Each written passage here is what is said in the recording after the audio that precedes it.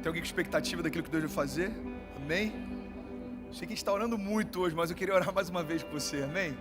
Vamos orar, gente?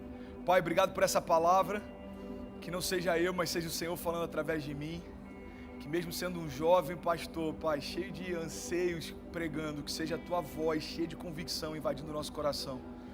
Pai, reveste cada palavra que sai da minha boca, Pai, com o peso da Tua glória, Pai, com autoridade, graça. Que essa mensagem seja irresistível, Pai, para quem ouve.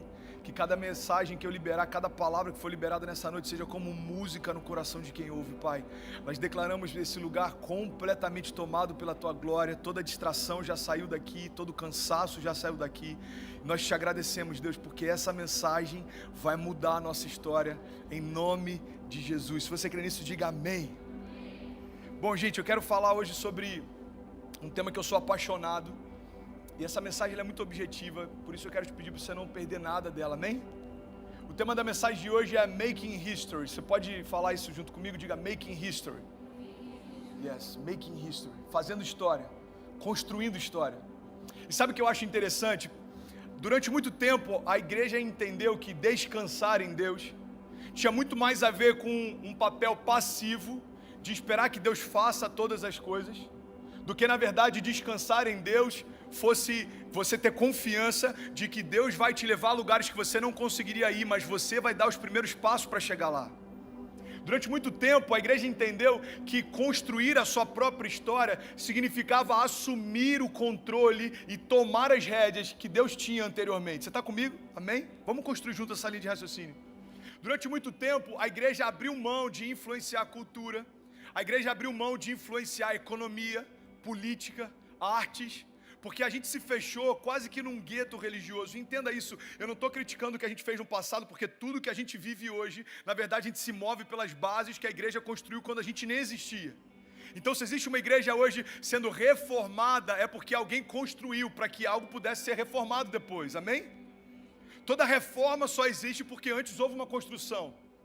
Então não dá para a gente ser estúpido e achar que a nossa geração vai construir algo novo se a gente começar a nossa história descartando o velho. Entenda isso em nome de Jesus. Não é porque é tradicional que é ruim. Vamos abrir esse parênteses aqui. Não é porque algo que a igreja fazia algum tempo atrás é descartável. A única coisa que a gente precisa tomar cuidado é a gente se adequar para que a nossa linguagem faça com que a nossa mensagem sempre conecte no coração de quem precisa ouvi-la. Amém? Então eu acho que é muito mais uma questão de adaptação de linguagem, de atualização do modo operante de Deus na terra, como Deus quer fluir para esse tempo, qual é a graça que Deus tem liberado para esse tempo, quais são os lugares que Deus quer invadir nesse tempo, de que forma Deus quer me usar nesse tempo. É muito mais que a gente entender o modo operante do que qualquer outra coisa. A grande questão é que por mais que isso pareça óbvio, é justamente aí que muita gente está negligenciando o chamado que Deus tem para si. Porque o óbvio, irmão, por ser óbvio, muitas vezes é deixado de lado. Mas se tudo que é óbvio fosse cumprido, não existiria ninguém fraco na fé. Porque é óbvio que o jejum santifica o nosso espírito e abate a nossa carne, mas nem sempre a gente está jejuando. É óbvio que é impossível desejar céus abertos com a nossa Bíblia fechada, mas nem sempre a gente está lendo. É óbvio que a atmosfera de um culto depende muito mais de quem está nele do que qualquer outra coisa, mas nem sempre a gente vem queimando, a gente muitas vezes senta e espera alguém queimar por nós. É óbvio que uma das maiores crises da nossa geração é acreditar estar queimando por Deus, quando na verdade só está sentindo o calor de quem está perto. Entenda isso, tudo isso é óbvio, mas nem por isso a gente está levando em consideração. Faz sentido para alguém? É óbvio, irmão, que Jesus pode mudar histórias, mas se é tão óbvio assim, por que tem momentos que a gente está em crise e a gente não consegue descansar na certeza de que Deus já cuidou de todas as coisas? É óbvio que Isaías 53 nos garante que pelas pisaduras de Jesus nós já fomos sarados, mas se é óbvio, por que uma enfermidade muitas vezes rouba de nós a nossa alegria?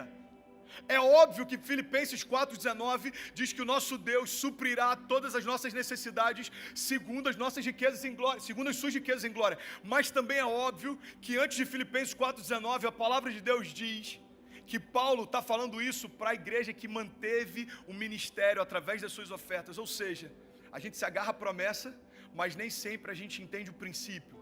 Paulo está dizendo, já que vocês proveram em tudo, quando a igreja precisou, agora eu libero essa palavra sobre vocês, o meu Deus também vai prover todas as suas necessidades. É óbvio que toda promessa só se cumpre quando a gente cumpre o princípio, mas nem sempre a gente conhece os princípios, mas normalmente a gente conhece as promessas. Existem caixinhas de promessas, mas eu nunca vi caixinhas de princípios. Cara, Deus quer falar aqui essa noite, eu vou deixar ele fluir, mano. Talvez se a gente comprasse caixinhas de princípios, prosperaríamos muito mais, romperíamos muito mais, queimaríamos muito mais do que se a gente estivesse em busca de caixinhas de promessa. Pastor, mas eu não tenho uma caixinha de promessa lá em casa. Tá bom, não estou falando do objeto físico, eu estou falando de um tipo de fé que só quer ouvir falar do que Deus pode fazer, mas muitas vezes negligencia o que eu preciso fazer para que Deus faça. Pastor, você está falando de autojustificação? Não, irmão. Autojustificação significa você tentar fazer o que só Deus poderia fazer. Eu estou falando de comprometimento. Significa você fazer o que Deus te chamou para fazer e confiar que o demais Ele fará. Eu estou falando de posicionamento. Você entender que quem dá os passos em direção a Jesus é você, mas quem está lá de braços abertos para te receber é Ele. Eu estou falando, mano, de inteligência emocional, a ponto da gente entender que não significa que as nossas lutas sejam uma ausência de Deus na nossa história. Deixa eu te falar uma coisa. Às vezes a gente olha para Deus e a gente quer quantificar a bondade de Deus de acordo com aquilo que a gente está vivendo naquele momento. Eu acho que eu compartilhei isso aqui no ano passado, não lembro, quando eu estive aqui em novembro. Tem um pastor no Rio e ele estava indo fazer o enterro de uma criança. E ele falou que quando ele estava a caminho do enterro, ele estava se questionando, ele estava dizendo: Deus, o que eu vou dizer para a família? A gente orou por essa criança, a gente declarou a tua palavra, a gente acreditava que o Senhor ia fazer, e eu estou indo para lá e eu não sei o que dizer. Aí a caminho do enterro ele recebe uma ligação, e nessa ligação uma outra família está feliz demais, está celebrando e falando: pastor, eu quero te agradecer porque a gravidez da nossa esposa era de risco, da minha esposa era de risco. E você orou junto com a gente, a igreja orou, e pastor, meu filho acabou de nascer perfeito, sem sequela nenhuma. Ele desliga o telefone, ele falou: Deus me perdoa, porque há minutos atrás, a perspectiva com que eu te via era quase como se o Senhor fosse mal, porque uma criança morreu. Mas agora que o Senhor livrou uma criança da sequela, os meus olhos veem um Deus bom. Entenda isso em nome de Jesus. Deus não é bom ou ruim de acordo com aquilo que você vive, porque as nossas circunstâncias não alteram o caráter de Deus. Se quiser dar força para o nosso irmão e aplaude junto.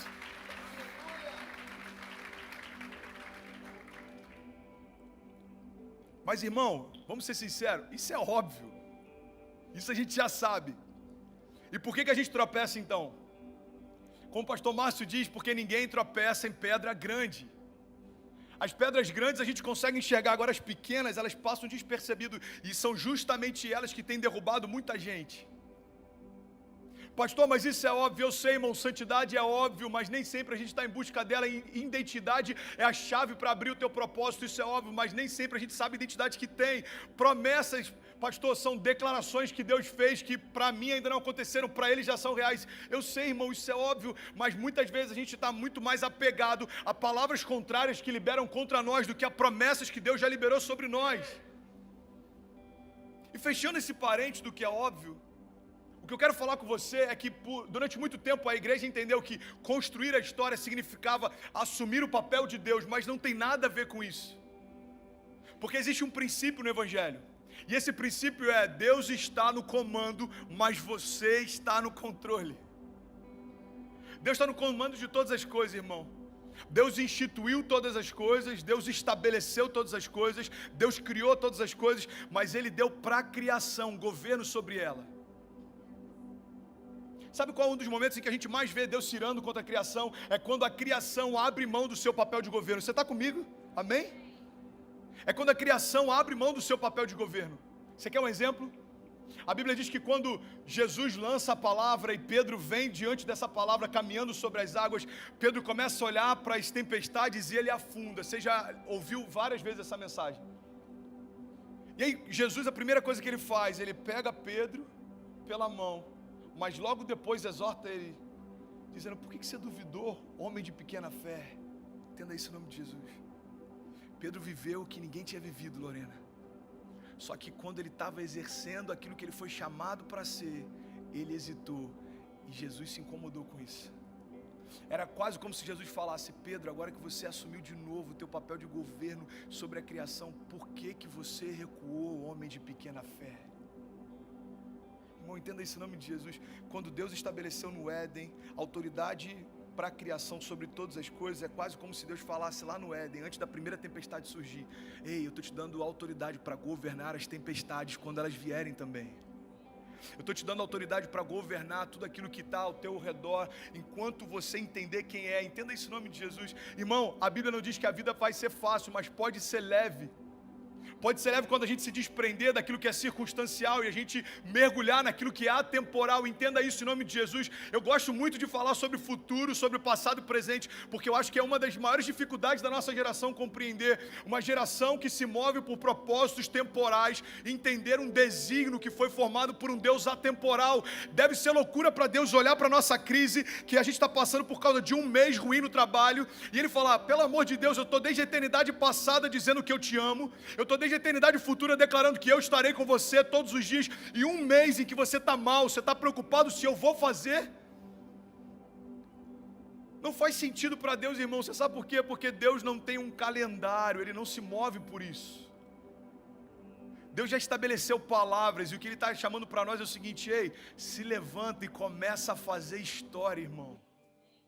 Faz sentido para alguém? Se levanta e começa a fazer história.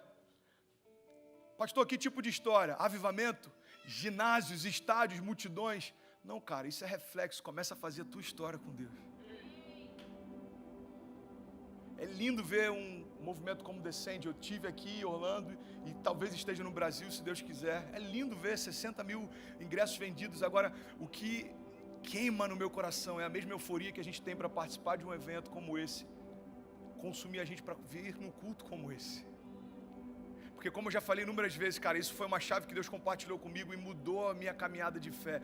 Toda revolução coletiva é fruto de uma revolução individual. E muitas vezes a gente quer sonhar no macro, na verdade a gente só está tentando maquiar a ausência dos nossos sonhos no micro. Cara, isso é muito forte. Desculpa se não faz sentido para alguns, mas eu preciso liberar isso. Às vezes a gente está sonhando com macro, porque é muito mais fácil a gente falar de sonhos genéricos para a multidão, é muito mais fácil a gente falar de propósitos genéricos para uma geração, do que a gente parar e ser intencional para mergulhar nos propósitos que Deus tem para a gente. É muito mais fácil eu chegar para vocês agora e falar: ei, Deus quer avivar a nossa geração. Uau, isso é maravilhoso. Agora entenda isso: Deus quer avivar você, irmão. Deus quer tocar você. Deus quer tirar toda a ferida que está dentro de você e transformar numa cicatriz que aponta para um milagre. Ei, Deus quer renovar a tua alegria. Deus quer avivar você. Deus quer incendiar o teu coração, retirar toda a frieza, toda a preocupação, toda a angústia, toda a ansiedade. A palavra de Deus diz que o verdadeiro amor lança fora todo medo. Uma geração só pode representar Jesus quando tiver sido tocada por Ele. O Tiago estava aqui, pregou há 3 semanas atrás, ele falou uma coisa que eu achei aquilo poderoso demais, cara. A história da mulher do fluxo de sangue, olha para mim, em nome de Jesus, não se distraia. A história da mulher do fluxo de sangue, eu achei aquilo poderoso. Foi uma das coisas que eu pensei assim: mano, por que eu não pensei nisso antes? E ele disse: você já se atentou para o fato daquela mulher em momento algum ter tocado em Jesus? Mas ela tocou naquilo que tocava Jesus. Olha para mim. Sabe o que vai mudar nossa geração? Quando a geração que vier correndo e para buscar na gente alguém que já tocou Jesus, sentir em nós o cheiro desse toque. Irmão, não tem nada mais frustrante que você chegar na padaria e não ter pão, fala a verdade. Aqui a gente sofre, né? Tem padaria, eu acho que faz pão francês, mas a gente eu, por exemplo, até desisti eu nem lembro mais. Mas às vezes quando a gente estava lá em Cabo Frio, eu morei lá 17 anos e chegava no verão, a cidade entupia de turista. Tem muito mineiro que é para lá. Você já foi para lá com certeza, né? Amém, Deus abençoe. E a gente já sabia, chegou o verão, acabou o pão na padaria. É sério isso. Olha lá, não é verdade? Porque você chegava lá e o pão, acabou, próxima fornada só daqui a pouco. Tinha fila de pessoas. Não tem nada mais frustrante do que você chegar numa padaria e não ter pão. Não tem nada mais frustrante do que você, sei lá, dá outro exemplo aí, mano. Chegar no SeaWorld e tipo, mano, as baleias hoje estão de férias, tá ligado? Você deu mole, ontem começou, estão de vacation uns 10 dias. Não tem nada mais frustrante, mano. Chegar na Disney, tipo, o Mickey hoje não veio, mano. Agora, você já parou para pensar que tão absurdo quanto esses exemplos que eu dei, pode estar sendo a experiência de pessoas que vêm na igreja? Eu li um livro, eu não lembro se é do Tim Keller, do Philip Yancey, se eu não me engano. E ele falou de um estudo que fizeram um tempo atrás, aquilo me assustou. Foram perguntar para pessoas na rua, foi feito na América esse estudo, em alguns países da Europa. Foram perguntar para pessoas na rua, ei, você acredita que Deus existe? Para aqueles que diziam que acreditavam, eles perguntavam, aonde você acha que pode encontrá-lo? Você sabia que a igreja ocupou um dos últimos lugares dentro daquela lista? E por que isso acontece? Porque nem sempre quem está tocando em quem supostamente tocou em Jesus tem o cheiro que Jesus tem. Pastor, onde é que você quer chegar? Porque você já falou de tanta coisa, eu vou te explicar. O que eu quero te convidar em nome de Jesus é entender, cara, que Jesus te chamou para fazer história, e tudo isso começa com a tua história, irmão. Eu estou aqui pregando, cara, e essa mensagem daqui a 10 minutos vai terminar. Mas se uma chave virar no teu coração e você sair daqui com mais fome de Deus do que você tinha antes, eu já estou satisfeito. Você sabe por quê, irmão? Porque se você entender o propósito pelo qual você foi gerado, nada abaixo disso te satisfaz mais. Quando a gente sabe quem é, irmão, a gente não quer ser mais ninguém além de nós mesmos. Quando a gente entende o propósito que tem, a gente não quer viver o propósito de mais ninguém além do nosso propósito. Quando a gente entende o desígnio que tem, a gente não quer viver o desígnio de mais ninguém. Por quê? Porque Deus revelou para você o propósito pelo qual você foi formado. Tem uma frase que eu sou apaixonado, eu não lembro qual é o autor, que ele disse: os 2 dias mais importantes de todo homem é o dia em que ele nasce e o dia que ele descobre o porquê nasceu. E eu me sinto exatamente com essa expectativa de Deus, sabe, filho, vai lá e incendeia para que pelo menos alguém lembre o propósito pelo qual foi gerado. Você sabe por quê, irmão? Porque se um incendiário sair como legado desse tempo aqui no Hype, eu estou satisfeito. Irmão, presta atenção nisso, em nome de Jesus. Ninguém lembra de quem evangelizou Billy Graham, mas Billy Graham alcançou multidões. Talvez tenha um novo Billy Graham sentado aqui. Eu estou falando para você, ei, irmão, entenda isso. Você foi chamado para fazer história. Começa pela tua. Você está comigo? Amém? Então aplauda e finge que está incendiário esse culto. Isso, me ajuda aí. Isso, vamos junto. E eu tinha tantas coisas para falar hoje, cara. Acabei indo para uma outra área, mas uma coisa que eu queria frisar para a gente já ir finalizando. Presta atenção nisso.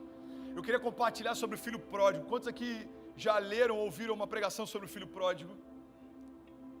E sabe o que é interessante? Muitas vezes a gente olha para o filho pródigo, para a história do filho pródigo, na seguinte perspectiva: a história, a parábola do filho pródigo está falando especificamente de alguém que se desviou. Amém? Você já pensou assim? Só que eu estava estudando essa passagem e Deus falou algo comigo, sabe? A parábola do filho pródigo, ela pode ser vista por outras perspectivas também. Porque o vazio que o filho pródigo experimentou, muitas pessoas experimentam, e não só quando se desviam de Deus não, irmão. Você sabe em que momentos a gente assume o mesmo papel que o filho pródigo assumiu? É quando a gente toma todo tipo de decisão que afasta a gente do lugar do propósito. O filho pródigo não é só quem se desvia da igreja, o filho pródigo não é só quem se afasta de Deus, mas é também quem decide se afastar do propósito. Por quê? Porque nada preenche o teu vazio, senão o propósito pelo qual você foi gerado. Uma das perguntas que eu mais recebo: pastor, fala mais sobre chamado. Pastor, eu queria entender o teu propósito. Vamos falar sobre isso de uma forma muito simples. O teu propósito e o teu chamado é você estar com Deus. Você foi gerado para isso, você foi chamado para isso. Esse é o princípio básico. Muitas vezes a gente está confundindo vocação com propósito. A tua vocação pode ser pregar, a tua vocação pode ser pastorear, a tua vocação pode ser ensinar, a tua vocação pode ser cantar, mas o teu chamado é meu irmão, você foi chamado para Deus. É por isso que muitas vezes a gente está inconstante na fé, porque a criação está sempre em busca de milagres. Deus está em busca de uma coisa só: relacionamento. Tudo que Deus quer é você, cara. Então, se alguém tinha dúvida até essa noite aqui nesse auditório: pastor, qual é o meu chamado? Eu vou te explicar hoje. Teu chamado é Jesus, irmão. Você foi chamado para Ele. Nada além dele te satisfaz, nada abaixo dele te satisfaz. Amém? Tim Keller falou algo que eu achei maravilhoso. Ele disse: sabe, o pecado não é simplesmente fazer coisas ruins, mas colocar coisas boas no lugar de Deus. O pecado não é só aquilo que a gente por muito tempo entendeu que era pecado, não, irmão. O pecado é tudo aquilo que a gente coloca no lugar de Deus. tudo aquilo que a gente tenta preencher a nossa alegria, que não é Deus. E é por isso que a gente está tão ansioso. O motivo pelo qual estamos tão ansiosos é porque esperamos em qualquer coisa abaixo de Deus e da sua vontade para nós. O motivo pelo qual a gente está tão abatido ou cansado é porque a gente está colocando coisas para ocupar o lugar de Deus em todas as áreas da nossa vida. Mas eu vim aqui nessa noite falar para você em nome de Jesus: existe um Deus que te chamou para fazer história, irmão. E aqueles que tocam em Jesus vão poder tocar em pessoas, e isso vai mudar essa geração. Eu creio nisso em nome de Jesus. Sabe, é muito bom a gente estar em momentos que parece que está todo mundo crendo da mesma fé, mas tem momentos que eu me sinto quase como um remanescente, velho.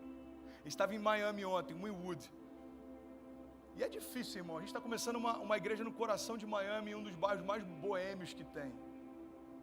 E a pergunta de alguns: pastor, por que lá? E a minha pergunta é: por que não lá? A gente estava lá, a gente acabou de sair, estava uma doideira na rua, mano. Semana passada estava tendo uma parada LGBT do lado. E a igreja tem que estar lá, irmão. Alguém comentou comigo: pastor, por que vocês não vão pregar onde há pobreza? A minha pergunta é: por que você não prega? Porque também tem que ter gente pregando onde tem riqueza. Também tem que ter gente pregando onde tem entretenimento. Porque o evangelho não é uma resposta ao pobre, o evangelho é uma resposta a toda a criação. O evangelho não é só onde o PIB é baixo, irmão, não tem a ver com o IDH, ei, pelo amor de Deus. O evangelho não tem a ver com o nível de desenvolvimento social de um povo. Porque as nações mais ricas já se tornaram as mais ausentes de Deus também. Todo período em que a igreja se perdeu é quando a igreja prosperou em tudo, mas se esqueceu de Deus. Momentos em que a igreja prosperava pelas promessas que Deus estabelecia por conta dos seus pais. E aí você vai lendo a história de Israel e presta atenção nisso, era cíclico. Deus fazia algo e aí aquele povo prosperava, e aí eles esqueciam do Deus dos seus pais. E o que acontecia? Se perdiam e eram levados cativos. E aí no momento do cativeiro alguém lembrava: ei, peraí, os nossos pais falavam a respeito de um Deus vivo que abriu o mar vermelho. Os nossos pais falavam a respeito de um Deus vivo que movia montanhas. Então Ele pode fazer mais uma vez. E aí Deus movia o coração do povo, estabelecia um tempo de prosperidade. E aí lá na frente se esqueciam de novo. Entenda isso em nome de Jesus. As nações mais prósperas são as mais carentes de Deus, irmão. É por isso que eu estou feliz em estar aqui na América. Você sabe por quê? Porque num país em que aparentemente não falta nada, certamente falta Deus. E a banda pode subir que eu vou finalizar. Presta atenção nisso em nome de Jesus. Pastor, o que você sonha para a América? Cara, vamos ser sinceros. Todo mundo que está aqui veio por conta do American Dream. Você está comigo?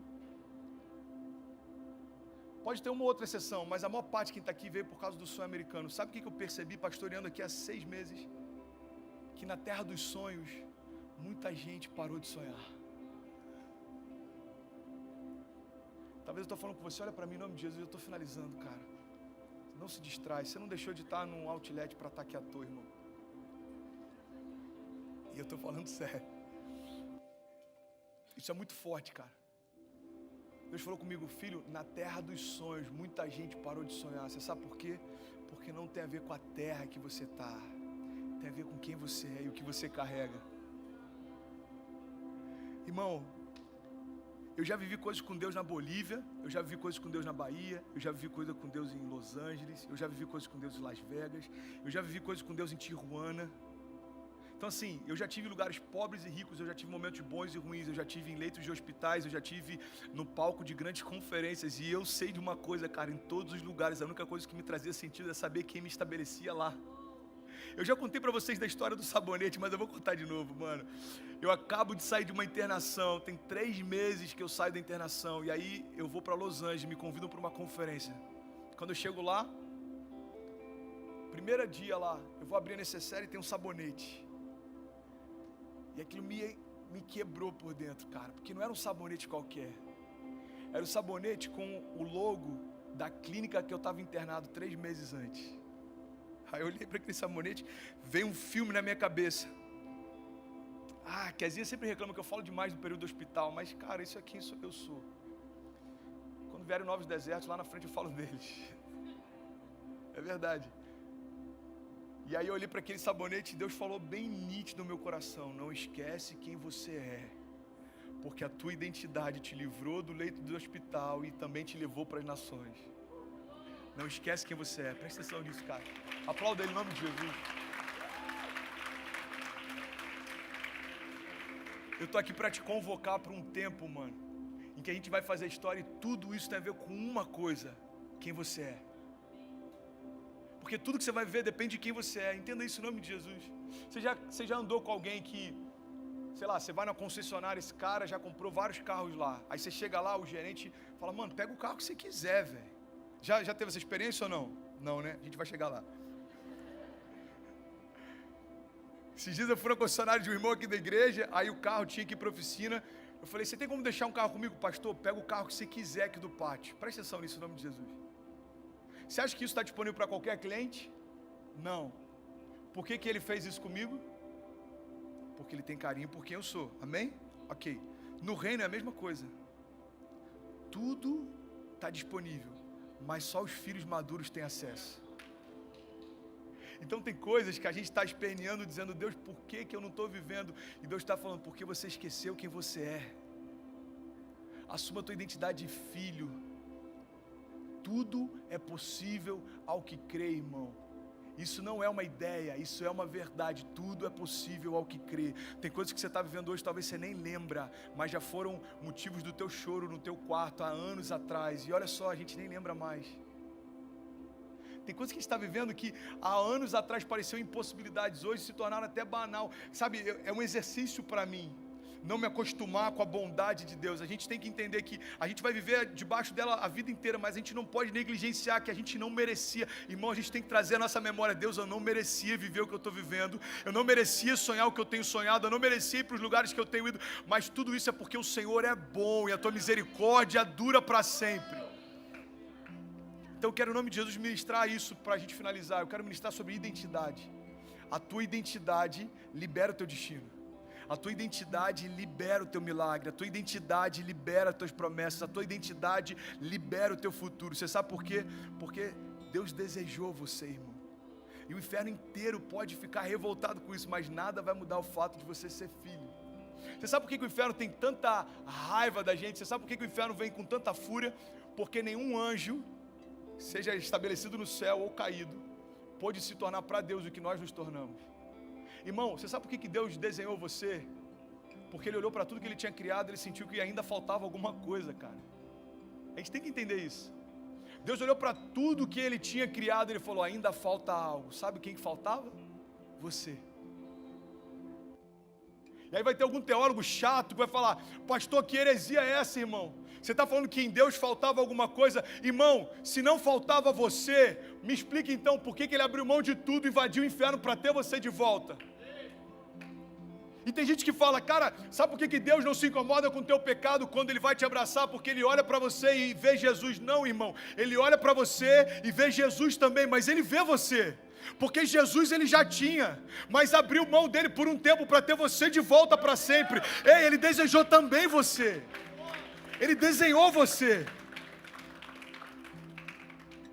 E a convicção disso tem que ser a nossa base de segurança, que tudo pode acontecer, mas entenda isso em nome de Jesus, cara. Eu finalizo aqui. Quando as crises vierem, quando as incertezas vierem, quando os problemas vierem, quando as indecisões vierem, você precisa se lembrar, o mesmo Deus que desenhou toda a criação, desejou me desenhar também. Entenda isso. Se Deus me estabeleceu lá no princípio, Ele não vai me deixar sozinho no meio do caminho. Amém? Faz sentido para alguém? Se Deus me desenhou lá no princípio, se Deus me desejou lá no princípio, Ele não me abandonou. Irmão, Deus não é como um cara que depois que consegue ter o sexo com a menina abandona ela. Não, Ele não é esse tipo de homem. Deus não é como um homem, Ele não mente nem se arrepende, Ele não promete algo e deixa de cumprir. Não, mano. O mesmo Deus que te fez lá no início continua te sustentando hoje. É como eu quando tentei ensinar Cecília a andar de bicicleta. Não fui muito feliz ainda não, vou melhorar nisso, mas vamos lá. É como eu quando tentei fazer Cecília aprender a andar. Ela tropeçava e eu falava, vamos filha, eu estou com você. Vamos filha. Você sabe por quê? Porque o mesmo pai que estava na sala de parto não vai falar, agora é contigo.